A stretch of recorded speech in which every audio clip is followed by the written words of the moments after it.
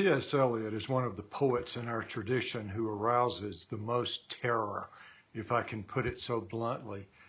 Students who come across The Wasteland or the Love Song of J. Alfred Prufrock or the Four Quartets always sense an immediate difficulty, as though Eliot were writing in some kind of foreign language or at least some sort of code that makes them have to struggle to get the faintest meaning from them. This is obviously an overreaction, but Eliot does pose problems for readers who come to him, I think, expecting the kind of poetry that they've come to love from Yeats or Keats or Wordsworth or Shakespeare or other poets in the English tradition. But Eliot is not that difficult. It's just a matter of getting used to what he's doing in terms of technique. And of course, there's a range of reference that Eliot has, most famously in The Wasteland, where he has pages of notes to accompany his text. This was a great scandal at the time and continues to be something of one for those who think that poetry needs to be more accessible.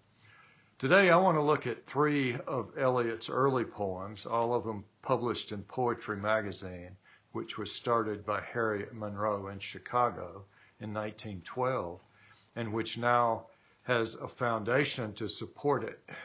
Many of the poems that we've done in this series are accessible on the poetryfoundation.org website. But three of Eliot's early poems were published there, and I think they give us a kind of key to how to read him. So I want to go through them quickly and point out just a few things about them.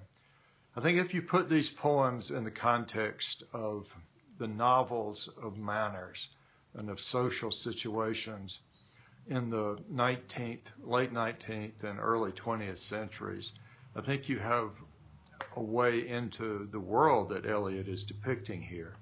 I'm thinking of the novels of Henry James, particularly The Bostonians.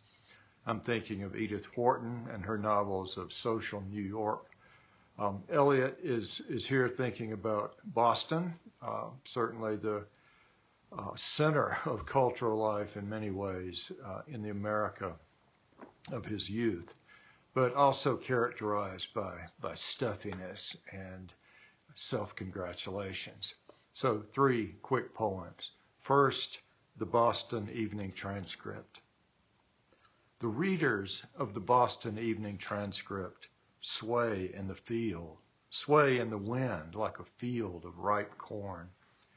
When evening quickens faintly in the street, wakening the appetites of life in some, and to others bringing the Boston Evening Transcript, I mount the steps and ring the bell, turning wearily as one would turn to nod goodbye to Rochefoucauld.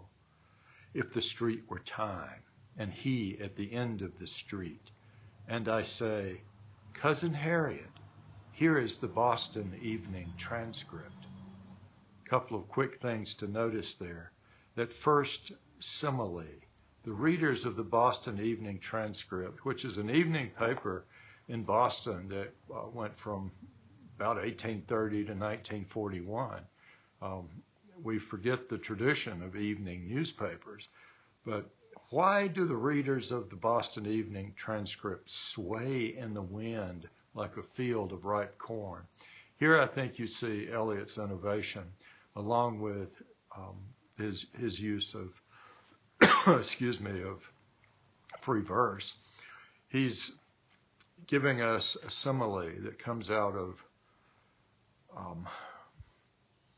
a kind of symbolic imagination. Why ripe corn, for example? Why not a field of wheat, which would seem more flexible? A ripe corn feels a little overladen, doesn't it? As though the readers of the Boston Evening Transcript were ready to be harvested in some sense. They're a little overburdened by what they're carrying. Sway in what wind? Surely the wind here is some kind of image of the opinions that sway the readers of the Boston Evening Transcript, who who then come across, if the more you think into this simile, as overburdened by their wealth, swayed by the standard opinions being voiced, and so on. So a bit of social critique in a simile that becomes almost Homeric the more you think into it. Evening quickens faintly in the street. Life is not too much in evidence among the readers of the Boston Evening Transcript. The appetites of life in some are certainly not those to whom the Boston Evening Transcript is delivered. And the speaker of the poem, who mounts the steps and rings the bell, anticipates a later figure of Eliot's named J. Alfred Prufrock, who also mounts steps and rings bells and so on. But here you notice also a kind of innovation by Eliot in the way that he turns. Notice the use of the word turning at the end of the line. This anticipates some of the line endings in The Wasteland. Nothing spectacular about it, except I mount and the steps and ring the bell, turning wearily as one would turn to nod goodbye to Rochefoucauld. Rochefoucauld was a 17th century memoirist and writer of maxims who was well known for his attendance at some of the salons of the day. What is Rochefoucauld doing in this poem? Surely a kind of satire being implied in the way that one nods goodbye to Rochefoucauld.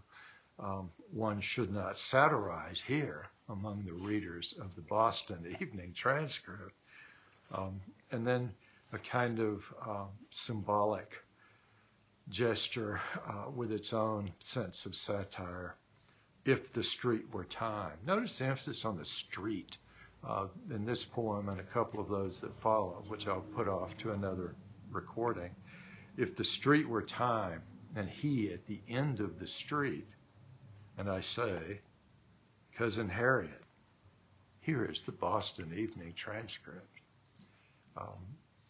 Wonderfully condensed social satire, but also a kind of premonition of the way that Eliot uses images and similes in his later poems.